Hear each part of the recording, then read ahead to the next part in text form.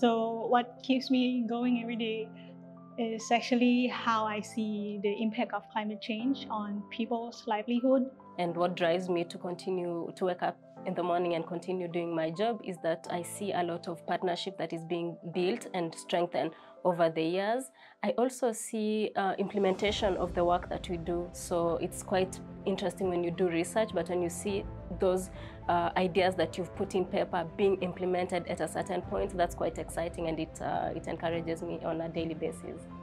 Decarbonization is not something that can be solved overnight, and it's not something that can be solved by one person. And if anything, that inspires me or motivates me to really try to bring the right actors to the table that can make a difference.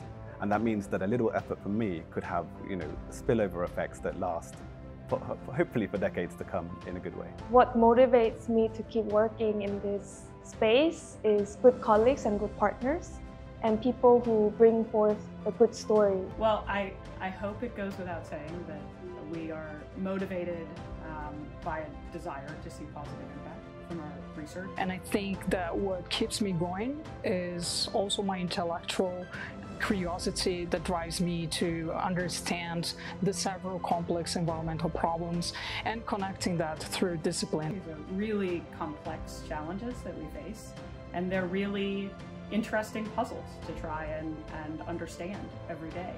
And so while, of course, we strive to have impact in our research, we also strive to understand and disentangle this complexity in a way that can lead to effective solutions. I mean, what keeps me going is when we have successes with things.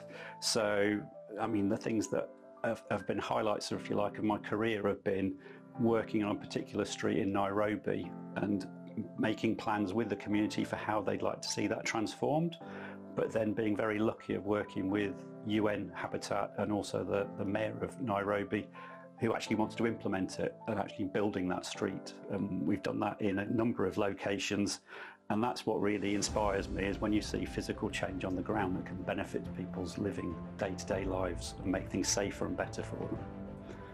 What keeps me personally motivated is I've always worked at the intersection of technology and sustainability, and this is a very complex problem because technology often opens many doors of opportunity and people get very excited and you have hype cycles, but very few have the ability to look critically under the hood of these technologies and what is their sustainability impact. Now, when I came to SEI, this was something that really impressed me. We have so much in-house expertise when it comes to energy modeling, when it comes to water footprints, when it comes to critical rare earth minerals. How can green transitions be inclusive for those who have not access to the level of compute, to the servers, to the energy, those living in areas where even electricity is not something that can be taken for granted? This is what excites me and motivates me. How can we bring such new technology revolutions to a level where they are sustainable? I think working on sanitation related issues is really about people, and I am motivated by people, working with people, helping people, and together trying to make a change for a sustainable and prosperous planet for all.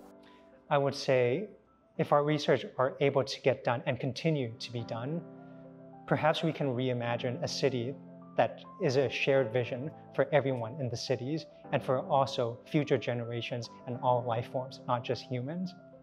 If I have to pick, it would be a rather little frustration to see there's so much need to be done in these small, remotely areas. What keeps me going is my passion for research and also my passion for trying to generate evidence that can contribute to sustainable urban planning and sustainable development in Africa. I would like to bring change to Africa. So that's what keeps me going.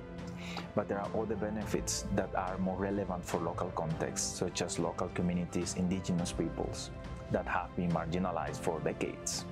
So having local development in the heart of renewable energy deployment is what gives me hope, in the sense of We have renewable energy projects providing electricity in many cases, but other benefits such as employment, education, basic services can be attached to those projects. I want to see that more, and when I see that happening, that gives me hope for sure.